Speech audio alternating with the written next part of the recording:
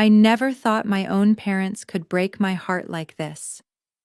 My name is Dana Coleman, 29, a marketing specialist living in Madison, Wisconsin, and I'm 6 months pregnant with my first child. My husband and I had planned our dream wedding, a small intimate ceremony by Lake Mendota, but everything came crashing down. For months, my parents had been pressuring me to come over every weekend to cook clean and run errands for them, even though I was exhausted, and my doctor had warned me to rest. They constantly compared me to my older sister, saying she had a perfect family and was responsible while I was nothing but lazy. I endured it all, hoping that when the most important day arrived, they would finally be there for me. Then the wedding day came. I stood in my wedding dress, heart racing, waiting for my parents to walk through the door. Instead, I received a text message they were on a beach in Miami with my sister's family halfway across the country. No call, no apology, just a cold, casual message as if nothing had happened. I called them over and over, my hands shaking, but they ignored every single call. My husband was furious and I was completely shattered. That betrayal lit a fire inside me, and I decided I would no longer let them walk all over me. I called a lawyer, and what happened next, let's just say they never saw it coming. Before I share the rest of my story, leave a comment and tell me what time are you watching this video and from which city. I'd love to know how far my story has reached and whose hearts it has touched. Growing up by Lake Mendota. I always felt like I was in my sister's shadow. My parents had a clear favorite, my sister Alicia, who lived in a tidy house in Madison's suburbs with her husband and 2 kids. They'd rave about her perfect family dinners, her spotless home, how she balanced work and motherhood without breaking a sweat. Me, I was the younger daughter, still figuring things out, trying to build a career in marketing while carrying my first child. My parents didn't see my efforts. To them, I was the one who hadn't made it yet. I met my fiancé Brandon at a tech conference in Milwaukee 3 years ago. He was a software engineer, calm and supportive, with a knack for making me laugh even on my worst days. We clicked instantly, bonding over late-night talks about our dreams, mine to run my own marketing firm, his to build an app that could change lives. After 2 years of dating, he proposed under the stars at a local park, and I said yes without hesitation. We were planning a small wedding by the lake, something simple but meaningful.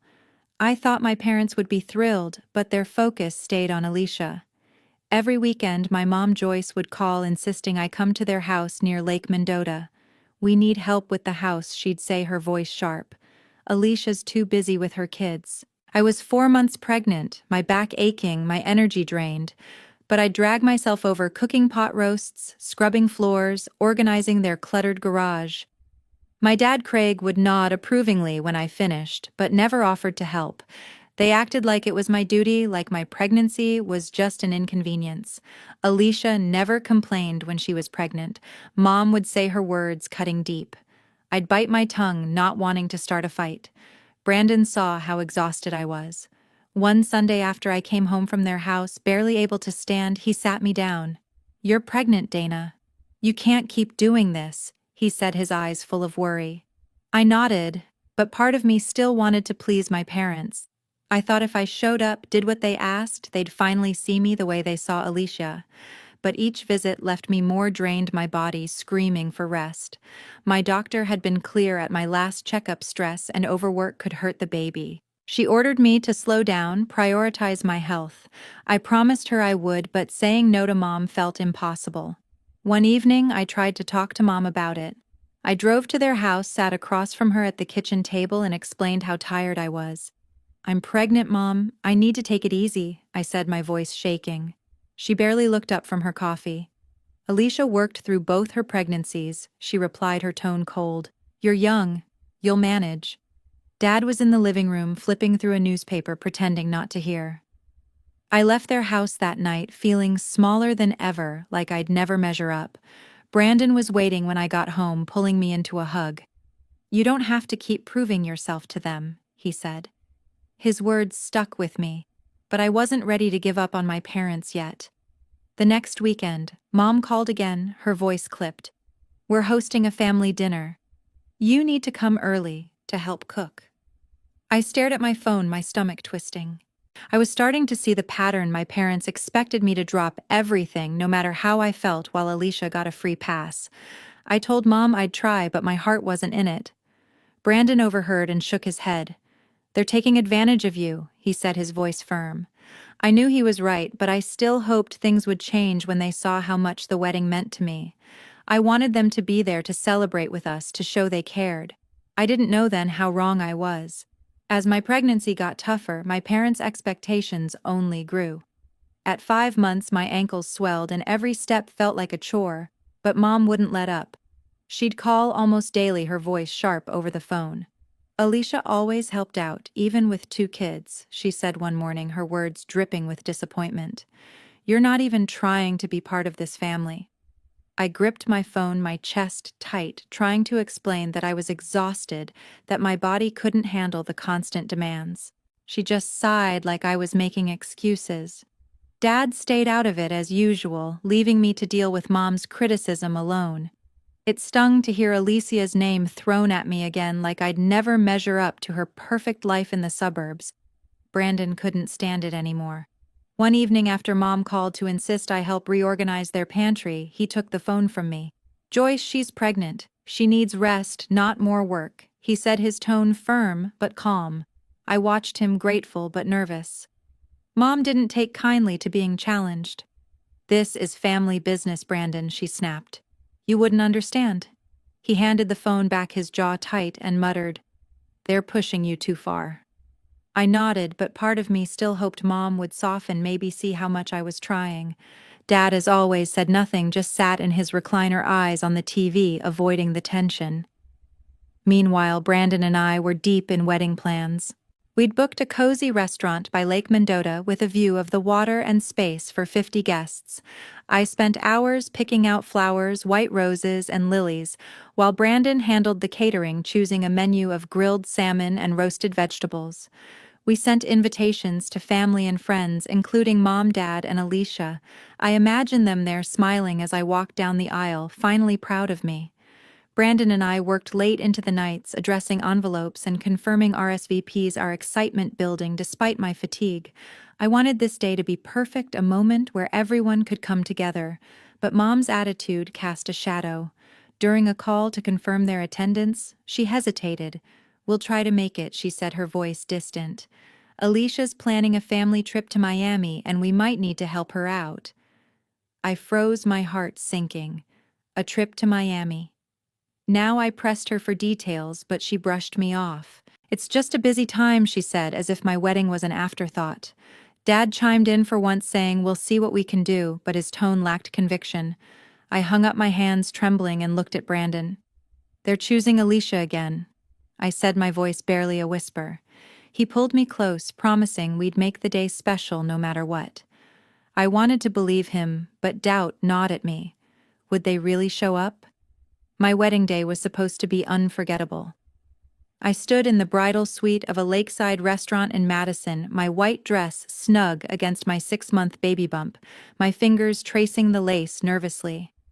Friends adjusted my veil, their chatter filling the air, but my eyes were glued to the door, waiting for Mom and Dad to arrive. I'd imagined Mom fussing over my dress, Dad offering a rare smile of approval. Instead, my phone buzzed on the table. A text from Joyce lit up the screen. "We're in Miami with Alicia's family. Enjoy your wedding." My heart sank. Miami. They were lounging on a beach thousands of miles away, while I was moments from walking down the aisle. No call, no regret, just a dismissive message. I stared at the words, certain it was a mistake. My hands trembled as I called Mom, the phone pressed tightly to my ear. Voicemail. I tried Dad, next, same result. Alicia's line rang and rang, no answer. I sank onto a velvet chair, tears welling up. My maid of honor, a friend from college, noticed my face. "What's going on?" she asked, her voice gentle. I handed her the phone, my throat too tight to speak. She read the text, her eyes widening, then wrapped me in a hug. The room felt suffocating, their absence a punch to the gut. They hadn't just bailed, they'd picked Alicia over me on the day I needed them most. My grandma, Mildred Foster, was the only family member who showed up. She found me in the suite, her warm hand squeezing mine. "You're worth more than their choices," she said, her voice firm yet kind. Mildred, with her sharp mind and gentle heart, had always been my rock, especially since I was a kid. She promised to stand by me, her words a lifeline in my heartbreak. I wiped my tears, trying to steady myself for the ceremony, but the sting of betrayal lingered. How could my own parents do this? The ceremony began, and I walked down the aisle gripping Brandon's arm. His eyes were full of love, but I saw the tension in his face when I whispered about the text. The restaurant's soft glow and the hum of guests faded as I forced a smile. Mildred sat in the front row, her steady gaze giving me courage. But the empty seats where my family should have been burned like an open wound. I checked my phone during a break, hoping for a follow-up message, a sign they cared. Nothing. I dialed Mom again after the vows voicemail. Dad voicemail. Alicia silence. Each unanswered call deepened the hurt like they'd erased me from their lives. Brandon pulled me aside during the reception, his voice low and fierce. "We can't let them get away with this," he said, his hands clenched. "They ditched our wedding like it's nothing." His anger mirrored mine, his usual calm replaced by a need to protect me. I wanted to storm off to confront them right then, but I knew it wouldn't change anything. They'd just spin it, make me feel guilty. I'll deal with them my way. I said, my voice steady despite the tears threatening to spill. Brandon nodded, his trust in me clear, though I could see he was ready to fight. Mildred joined us, her expression resolute. "You don't need people who hurt you like this," she said, her words cutting through my pain. "I'm here for you always." Her promise anchored me, a reminder that I wasn't alone. I looked at the dance floor, friends celebrating, glasses clinking, but my heart was heavy. My parents and Alicia had made their choice clear, abandoning me on the day that meant everything. As the night ended, I made up my mind. I was done chasing their approval. They'd crossed a line, and I was ready to draw one of my own. A week after the wedding, I couldn't hold in my pain anymore. Brandon and I were in our cozy Madison apartment, the walls lined with photos from our big day, but each one reminded me of the empty seats where my family should have been. I sat on the couch, my hands resting on my growing belly, staring at my phone, still hoping for a call that never came. The silence from Joyce, Craig, and Alicia was louder than any argument we'd ever had. I turned to Brandon, who was making coffee in the kitchen, and let it all spill out. "They didn't even care enough to show up," I said, my voice breaking. "How could they choose Alicia's vacation over our wedding?" Brandon set his mug down and sat beside me, his hand warm on mine. "They don't deserve you," he said, his tone steady but laced with anger. "We should cut them off. No calls, no visits, nothing." His words hit hard, a mix of protection and frustration. I knew he meant it. He'd seen how their absence crushed me, how their favoritism had worn me down for years. But I hesitated. Cutting them off felt final, like closing a door I wasn't sure I was ready to lock. "I just want to know why," I told him, my eyes stinging. "Why does Alicia always come first?" Brandon sighed, pulling me close. "You might never get that answer," he said softly. "But you don't have to keep hurting." That night, I couldn't sleep, my mind replaying the wedding, the text from Joyce, the unanswered calls. I needed someone else's perspective, someone outside the family. So I called my best friend, Tara Jenkins. She answered on the first ring, her voice bright despite the late hour. I poured out everything: the wedding, the Miami trip, the way my parents and Alicia left me feeling invisible. Tara listened quietly, then spoke with a clarity that cut through my fog. "You've got to set boundaries," she said. "They're walking all over you because you let them. You're about to be a mom yourself, focus on your family now." Her words were tough but kind, a wake-up call I didn't know I needed. I thanked her, feeling lighter, like I could finally breathe. The next day, Mildred called. She'd been furious about the wedding, and her voice was firm when she spoke. "Grandma, I don't know what to do," I admitted, my hands fidgeting. Mildred didn't hesitate. "You need to protect yourself and that baby," she said. "I know a lawyer who can help you figure out your options. Call him." Her suggestion sparked something in me, a way to take control. I jotted down the lawyer's number, my resolve growing. Brandon was at work, but I texted him about Mildred's idea. He replied instantly, "Do it. I'm with you." I felt a surge of determination, a shift from hurt to action. I called the lawyer that afternoon, a man named Robert Klein who specialized in family disputes. His voice was calm, professional, as I explained the situation, not just the wedding, but the years of being sidelined for Alicia. "I want to know how to protect myself," I said, my voice steady. "I don't want them controlling my life anymore." Robert listened, then outlined steps I could take, like setting legal boundaries or exploring inheritance issues, especially since Mildred had hinted at family assets tied to her estate. It was overwhelming, but for the first time I felt like I had a plan. I hung up, my heart pounding with a mix of fear and empowerment. When Brandon got home, I told him about the call. He nodded, his expression serious. "This is the right move," he said. "They can't keep treating you like this." We sat together, planning our next steps, talking about our future with the baby. I realized then that my family wasn't just the one I was born into, it was the one I was building with Brandon and soon our child. Joyce, Craig, and Alicia had made their choice, and I was ready to make mine, starting with protecting my peace. 2 weeks after the wedding, I drove to my parents' house. My hands gripped the steering wheel, my heart pounding as I pulled up to their familiar home near Lake Mendota. I needed answers. Why had Joyce and Craig chosen Alicia's Miami trip over my wedding? I deserved to know. I walked up the porch steps, my 6-month pregnant belly making each step deliberate, and knocked. Mom opened the door, her face tightening when she saw me. Dad was behind her, standing in the hallway, his expression unreadable. I took a deep breath and stepped inside, determined to get the truth. "Why didn't you come to my wedding?" I asked, my voice steady despite the knot in my chest. Joyce crossed her arms, her eyes narrowing.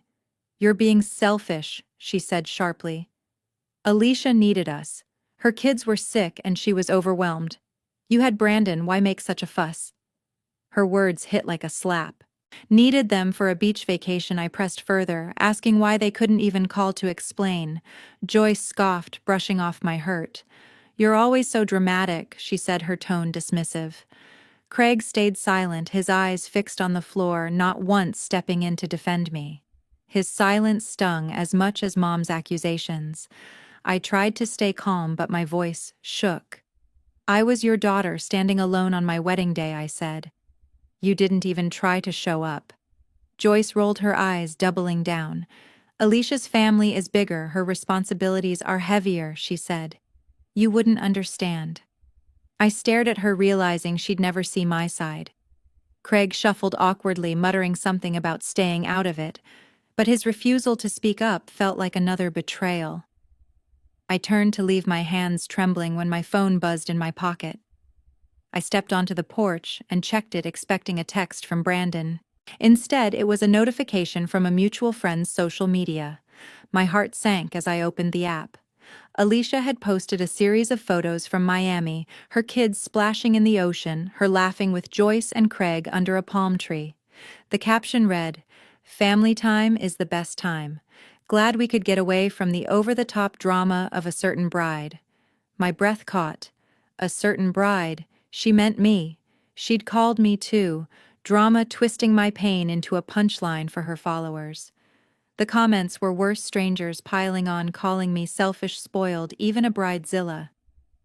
I scrolled through the photos, each one a dagger, my parents smiling carefree while I'd been crying in my wedding dress.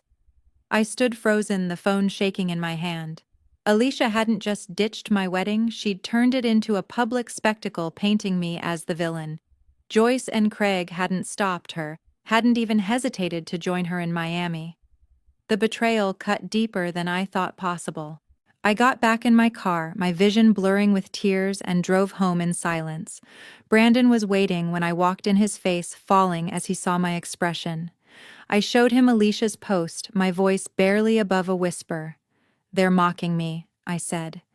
He pulled me into a hug, his anger palpable, but he didn't push me to talk. That night, I lay awake, the weight of their actions pressing down on me. Joyce's accusations, Craig's silence, Alicia's cruel post they'd shown me who they really were. I thought about all the years I'd spent trying to earn their love, bending over backward to please them. No more.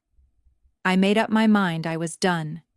No more calls, no more visits, no more hoping they'd change. I blocked their numbers, Joyce, Craig, Alicia, and deleted them from my social media.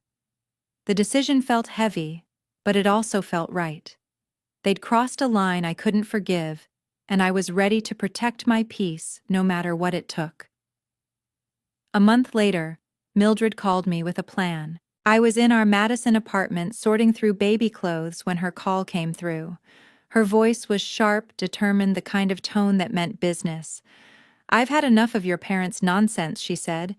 "Meet me at the lawyer's office tomorrow." My heart raced. Mildred, my grandma, had always been fierce, but this was different. She was taking action. I agreed, feeling a mix of curiosity and hope. Brandon was at work, so I texted him the news. He replied instantly. "Go for it. Mildred knows what she's doing." The next day, I met Mildred at Robert Klein's office, the same lawyer she'd recommended before. She sat tall, her eyes blazing as she explained her decision. "I'm changing the family will," she said. "Joyce and Craig are out. You're getting the trust fund." I blinked, stunned. The trust set up by my great-grandparents held significant assets, land savings, a lakefront cabin. Mildred's reasoning was simple but fierce. Joyce and Craig's favoritism toward Alicia, especially skipping my wedding, was unforgivable. "You've been treated like an afterthought for too long," she said, her voice softening. "This is yours now, for you and your baby." I nodded, my throat tight, grateful for her support, but overwhelmed by the weight of her choice. We spent hours with Robert reviewing documents to amend the will. Mildred was meticulous, ensuring every detail was clear. Joyce and Craig would receive nothing, while the bulk of the estate would pass to me. I helped by organizing paperwork, signing where needed, and clarifying family details for the legal forms. Robert drafted a letter to notify Joyce and Craig of the changes, outlining that they'd been removed from the inheritance due to their actions. I read the draft, my hands steady, but my mind racing. Sending this letter would be a bombshell. "Are you sure, Grandma?" I asked. Mildred's eyes met mine, unwavering. "They made their bed," she said. "Let them lie in it." We finalized the paperwork, and Robert mailed the letter that afternoon. Days later, my phone lit up with a call from Joyce. I let it ring, my resolve firm after cutting contact. Brandon, home from work, saw the screen and squeezed my hand. "You don't owe them anything," he said. I nodded, but curiosity got the better of me. I checked the voicemail later. Joyce's voice was shrill, accusing me of manipulating Mildred, calling me ungrateful. Craig left a message too, his tone flat but angry, demanding I fix this. Their shock was palpable, but their words held no remorse, just blame. I deleted the messages, feeling a strange calm. Their reaction proved Mildred was right. They cared more about the money than about me. Tara, my best friend, heard the news from me and insisted on celebrating. She organized a small gathering at our apartment, inviting a few close friends to toast my new beginning. Mildred came too, her presence grounding the room. Tara raised a glass of sparkling cider, her smile wide. "To Dana for taking back her power," she said. Everyone cheered, and I felt my chest lighten, the weight of years lifting. Mildred pulled me aside, her hand warm on mine. "You're building a real family now," she said. "Don't let anyone take that from you." I hugged her, tears in my eyes, knowing she'd given me more than money, she'd given me strength. The gathering stretched into the evening, laughter filling our small apartment. Brandon stayed by my side, his quiet support steady as ever. Tara shared stories of our college days, making everyone laugh, while Mildred recounted tales of her own battles with family, her wisdom anchoring us. I looked around, realizing this was what family could be, people who showed up, who cared. Joyce, Craig, and Alicia were no longer part of my story. The trust fund was a bonus, but the real gift was the clarity Mildred's plan gave me. I was done living in their shadow, ready to focus on my future with my baby and Brandon. A month later, my life felt like a fresh start. Brandon and I had settled into a new apartment in Madison, a bright space with a nursery ready for our baby due any day now. The walls were decorated with photos of us smiling, a stark contrast to the pain of last year. Mildred visited often, bringing homemade cookies and stories that made us laugh. Her presence was a steady comfort, a reminder that family could mean love, not hurt. I'd sit with her on the balcony, my hands on my belly, feeling the baby kick as she talked about her hopes for us. "You're going to be a wonderful mom," she'd say, her voice warm. Those moments grounded me, filling the void left by others. Joyce and Craig faced the consequences of their choices. After Mildred's changes to the will, they lost access to a trust fund worth hundreds of thousands of dollars, land savings, a cabin by the lake. Word spread in their tight-knit community near Lake Mendota. Neighbors whispered about their absence at my wedding, and old friends pulled away shocked by how they'd treated me. I heard through a mutual acquaintance that Joyce tried to spin the story, claiming I'd exaggerated, but no one bought it. Craig stayed quiet as always, his silence confirming their guilt. I felt no satisfaction in their isolation, only a quiet relief that their actions had caught up with them. One morning, as I folded tiny baby clothes, a text from Alicia popped up. "I'm sorry for everything," it read, followed by a plea to talk. I stared at the screen, remembering her post calling me a drama bride, her photos with Joyce and Craig in Miami, while I stood alone at my wedding. Her apology felt hollow too late after the damage she'd caused. I typed a short reply, "I need space." Then I blocked her number just as I'd done with Joyce and Craig. Keeping distance from her wasn't about anger, it was about protecting my peace. I'd spent years chasing her approval, but now I knew better. Looking back, I've learned hard truths about family and self-worth. For too long, I let Joyce, Craig, and Alicia define my value, hoping they'd see me the way I wanted to be seen. But their choices, skipping my wedding, siding with Alicia, mocking me online, showed me who they were.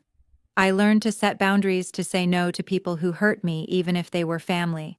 It wasn't easy, but it was freeing. I chose to prioritize myself, my baby, and the people who truly cared. Brandon, Mildred, friends like Tara. They were my real family, the ones who showed up when it mattered. This journey taught me that you can't force love from those who won't give it. Instead, you build your own circle filled with people who lift you up. I'm stronger now, ready to be a mom who teaches her child to value themselves, to walk away from toxic relationships. To anyone watching this story, I hope you take away this: don't let anyone make you feel small. Set your boundaries, hold them firm, and surround yourself with those who see your worth. I'm grateful for every step of this path, even the painful ones, because they led me here. Thank you for listening. Please share your thoughts in the comments below. I'd love to hear how you've navigated tough family moments or set your own boundaries.